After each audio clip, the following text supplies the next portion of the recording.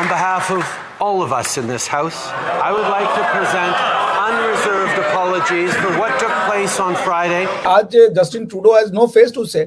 He tried his best. So the Karm has shown him the right thing. Unknowingly recognize this individual was a terrible mistake and a violation of the memory of those who suffered grievously at the hands of the Nazi regime. जितना Pakistan support करेगा Canada को, ठीक है, उतना Canada की पुंगी बजेगी सबके सामने। Justin Trudeau को अब ये दुनिया को जवाब दें कि क्यों माफी मांग रहे हो तुम?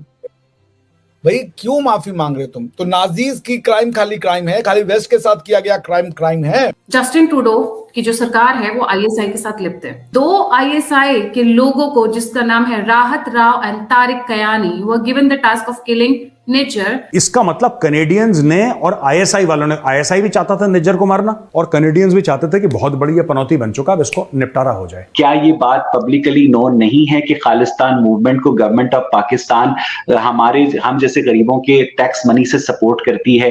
यू हैव टू अंडरस्टैंड, ये वेस्ट वाले जो है ना, इन्होंने हमारे ऊपर राज किया हुआ है और आज हम इनके ऊपर राज कर रहे हैं। ये बर्दाश्त नहीं हो रहा उससे। नरेंद्र मोदी ने 2014-15 में पाकिस्तान को पैगाम दिया था और गुर्बत के खिलाफ लड़ें। 13.5 करोड़ बंदा उन्होंने ये पिछले 5 सालों में गुर्बत से निकाल लिया। पाकिस्तान को तो अगर दिखे डॉलर की लालच और भारत की नफरत, तो वो तो कपड़े उतार के, जिसको कहते हैं ना, सड़क पर नाचने को तैयार हो जाएगा पाकिस्तान। नमस्कार दोस्तों, जैसा आपको मालूम होगा, जब से कनाडा में एक खालिस्तानी को मारा गया उसके बाद से कनाडा और इंडिया के बीच में काफी ज्यादा विवाद चल रहा है। हाल ही कनाडा के प्रधानमंत्री से विपक्ष के नेता ने जवाब मांगा था कि आपने इंडिया को क्यों जिम्मेदार ठहराया। उसके बाद कनाडा के प्रधानमंत्री ट्रूडो ने जांच कराने के बाद पाया कि इंडिया इसमें संलिप्त नहीं, इसमें पाकिस्तान की आईएसआई संलिप्त है जिसने निज्जर को मरवाया। उसके बाद कनाडा के प्रधानमंत्री ने माफी मांगी और इंडिया से अच्छे संबंध बनाने के लिए पहल की। तो चलिए दोस्तों, इस पर पाकिस्तानी मीडिया का रिएक्शन देखते हैं और अगर आपको वीडियो अच्छा लगे तो प्लीज चैनल को सब्सक्राइब जरूर करें। कर्म जिसको कहते हैं, कर्म का सिद्धांत, कि प्रधानमंत्री ट्रूडो को जितनी फजीहत झेलनी पड़ी कि उन्होंने अपने यहाँ पर एक क्या नाम है, नाजी वॉर क्रिमिनल को, if I may use the term war criminal, उसको उन्होंने बुला करके अपनी पार्लियामेंट में फेलिसिटेट करवा दिया और उसकी तालियां बजाई ज़ेलेंस्की के नाम पे। अब हुआ ये कि इस पूरे वॉर की लेजिटिमेसी पे एक बड़ा प्रश्न चिन्ह लग गया, क्योंकि रशियन जो राष्ट्रपति हैं पुतिन साहब, उनका तो यही कहना है कि भाई ये तो नियो नाजिस्ट है, नेशनलिस्ट हैं ये यूक्रेनियन और Zelensky.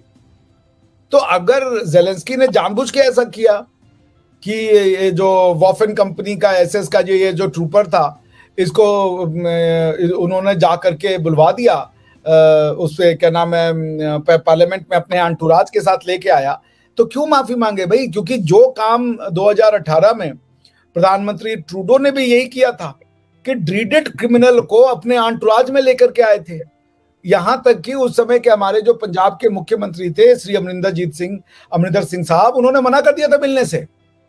So the bottom line ये है कि जस्टिन ट्रूडो को अब ये दुनिया को जवाब दें कि क्यों माफी मांग रहे हो तुम? भाई क्यों माफी मांग रहे हो तुम? तो नाजीज की क्राइम खाली क्राइम है, खाली वेस्ट के साथ किया गया क्राइम क्राइम है। ईस्ट में जो क्राइम हो रहे हैं लोगों के साथ, वो क्रिमिनल्स नहीं है। भारत के साथ इतने लोगों ने क्राइम किया, वो क्रिमिनल नहीं है। भारत को लूटा, भारत की महिलाओं को बाहर बेचा, उनको गुलाम बनाया, ये नहीं है। सो पॉइंट आपको ये समझना पड़ेगा रिबाहा जी कि आज Justin Trudeau has no face to say. He tried his best. पहले उन्होंने जो उनके स्पीकर एंथनी रॉट, उनसे उन्होंने इस्तीफा दिलवा करके मामले को रफा दफा करना चाहा। He wanted to brush entire issue under the carpet, but he couldn't do so, and rightly so. So the Karm has shown him the right thing, right? अब वो जवाब देना लो दुनिया को, क्योंकि रशिया की वॉर को उन्होंने लेजिटिमाइज कर दिया। कनेडियंस ने और आईएसआई वालों ने, आईएसआई भी चाहता था निज्जर को मारना और कनेडियंस भी चाहते थे कि बहुत बड़ी ये पनौती बन चुका, अब इसको निपटारा हो जाए। आईएसआई ने निज्जर को मरवाया, कनेडियंस ने पीछे मुड़ के ऐसे देखा, जब वो मर गया तो उसके बाद ट्रूडो ने बोल दिया कि ये तो भारत ने मारा है। अच्छा, लोग काफी सवाल पूछेंगे कि भाई आईएसआई क्यों मरवाएगा निज्जर को? आईएसआई का क्या गेम है भाई? अगर वो खालिस्तान कर रहा है, राइट, अगर वो खालिस्तान खालिस्तान कर रहा है और भारत की नाक में दम बना के रखा है उसने, निज्जर ने, या बना के रखा था इन द पास्ट टेंस, तो आईएसआई को तो खुश होना चाहिए था उससे। आईएसआई उसको क्यों मरवाता? अब मैं आपको उसका भी आसान जवाब दूंगा। Very simple question. देखिए दोस्तों, सच तो यह है कि पाकिस्तान जो है ना, कई समय से एफएटीएफ की ग्रे लिस्ट में है और पाकिस्तान की नाक से खून निकल रहा है और भारत इस पे आमादा है कि पाकिस्तान दोबारा चले जाए, किसी ना किसी बहाने 4-5 साल के लिए दोबारा ग्रे लिस्ट में चला जाए, और भारत पूरी कोशिश कर रहा है। ये जो पाकिस्तान में जो लोग मर रहे हैं ना, पाकिस्तान में जो थैंक यू इतने बोले जा रहे हैं, अचानक लश्कर का मर गया, जैश का मर गया, इसका मर गया, ये कैसे हो रहा है? ये खुद आईएसआई जितने भी सुराग है ना, ये सुराग बंद कर रहा है आईएसआई। आप समझिए प्रॉब्लम। ये इनके सामने दो चीजें हैं। निज्जर जैसा बंदा भारत को हल्का फुल्का एम्बैरेस कर सकता है। निज्जर की और कोई औकात थोड़ा ना है कि कुछ करवा दे, कोई बड़ा कांड करवा दे, उतनी औकात नहीं थी निज्जर की। हल्का फुल्का कभी ये करवा दिया, कभी रेफरेंडम करवा दिया, गुरुद्वारा साहब के सामने चला गया, कुछ बदमाशी कर ली, ये सब छोटी मोटी जो क्राइम वाली हरकतें वो कनाडा में कर सकता था निज्जर। इसके अलावा निज्जर के बस का कुछ था नहीं। लेकिन निज्जर को फंडिंग थी, क्योंकि बिना पैसे, भाई वो बंदा कह रहा मैं प्लम्बर हूं। कोई भी प्लम्बर, आप सोचिए ना, कोई भी प्लम्बर क्या इतना बड़ा टारगेट हो सकता है कि भारत अपने बंदे भेजे कि उस प्लम्बर को मारो, यार उसने हमारे घर में जो बाथरूम था उसका नल उसने ठीक से टाइट नहीं करा, तो तुम लोग जाके उसको टाइट कर दो। कैसा हो सकता है? आप खुद सोचिए।